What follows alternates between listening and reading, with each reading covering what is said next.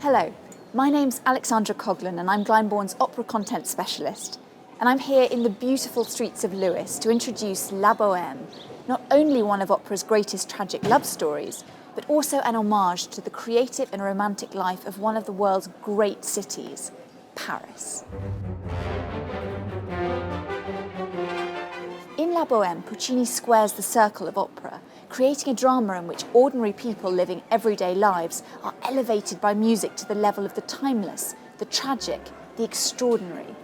The result is a work in which tragedy and comedy collide, its evocative score sweeping us from bustling streets to attic bedrooms, from first love to last goodbyes. So, what is it about Paris that has inspired so many artists? I would say that it's the fact that a constellation of factors came together at one moment. That at a time when a sort of European tourism, a new kind, was about to take off, Paris had just been remodeled, and it was a vision of the city that had great appeal all over Europe. At the same time, there was a growth in shopping, the kinds of shopping, the luxury goods industry with which Paris was already synonymous. There was a whole introduction to the city of public walking spaces, beautiful public walking spaces that had an enormous appeal. Paris became really a city in which one could walk. And that was something, all these ideas together had appeal for people. At the same moment, cultural entities are taking off, the Paris Opera, ballet. People came to Paris for all kinds of different things. And there's a city of quite a mystique that I think it's never lost. So less a city than a lifestyle, really.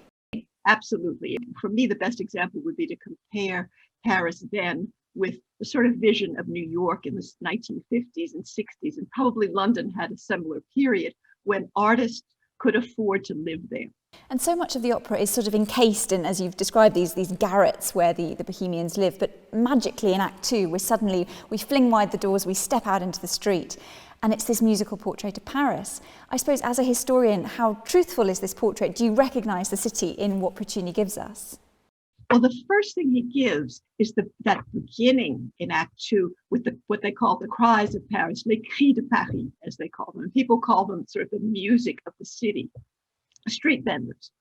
And we know that all through the 18th century, and I would bet still until the 1830s, lots of street vendors come around and they sell, as the beginning of Act Two says, famously fruits and vegetables. In a very basic way, the songs of Paris were the songs of those street vendors.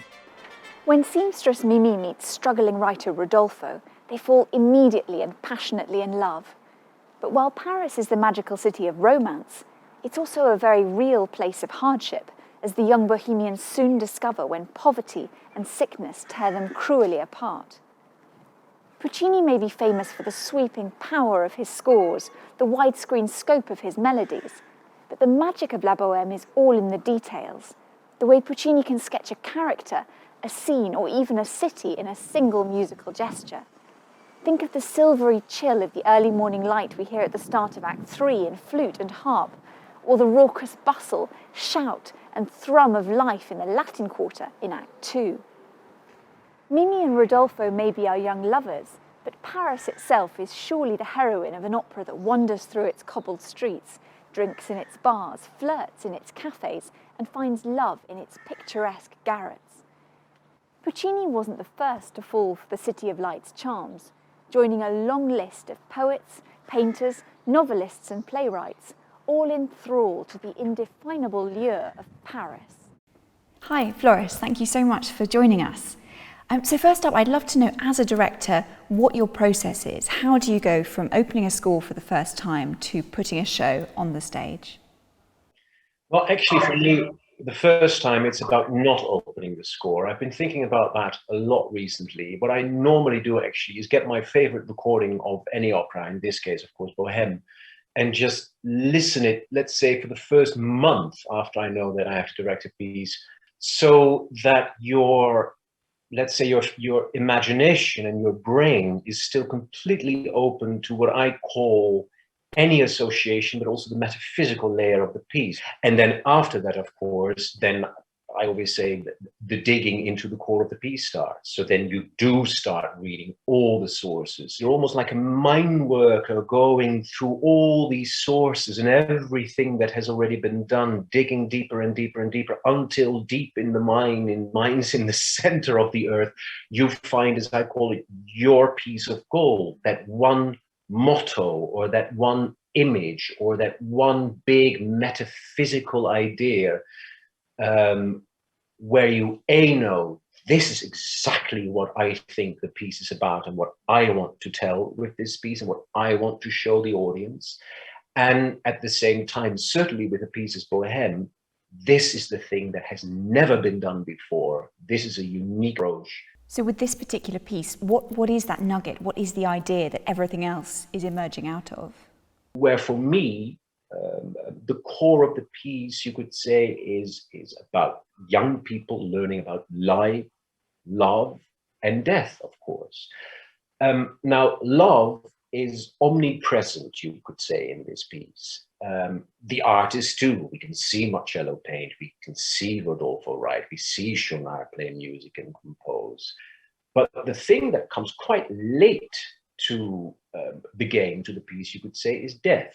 And that, for me, was the key to the piece. Once famously dismissed as music that sounds better than it is, Puccini's operas were for a long time loved by audiences, but treated with suspicion by critics who struggled to pin down their new kind of genius.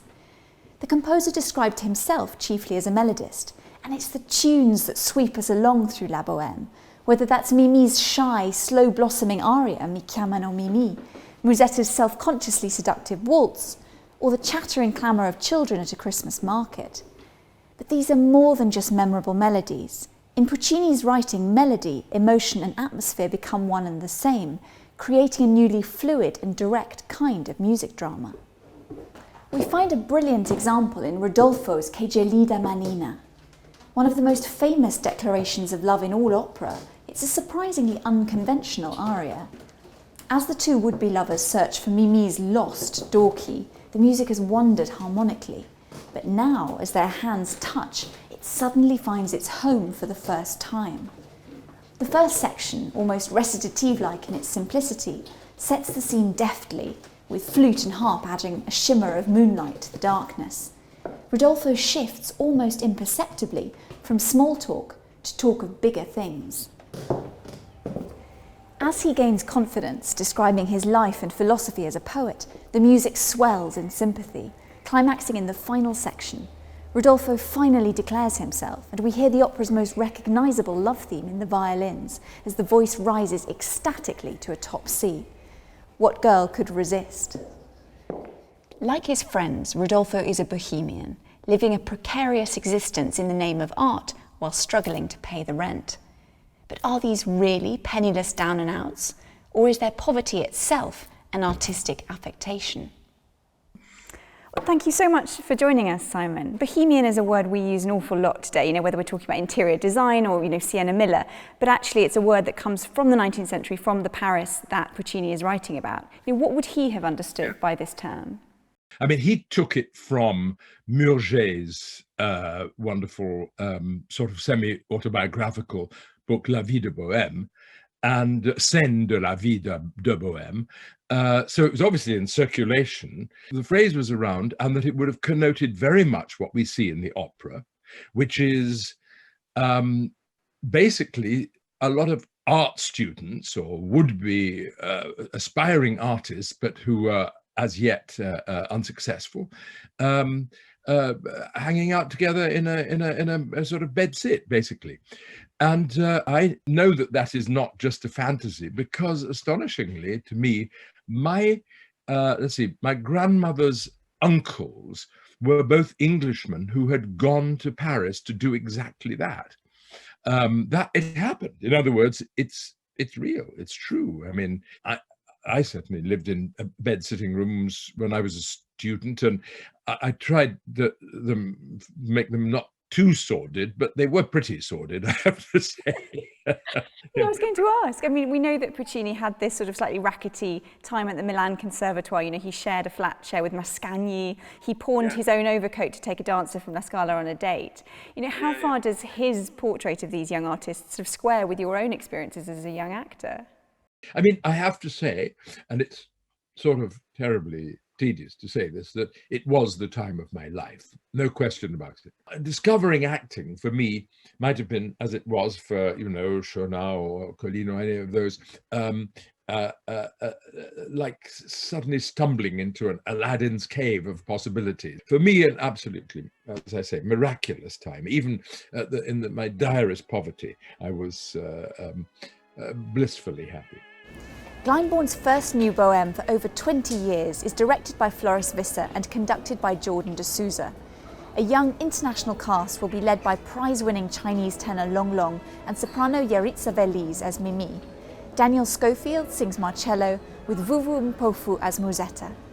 We do hope you can join us for this exciting new staging of one of the repertoire's greatest love stories.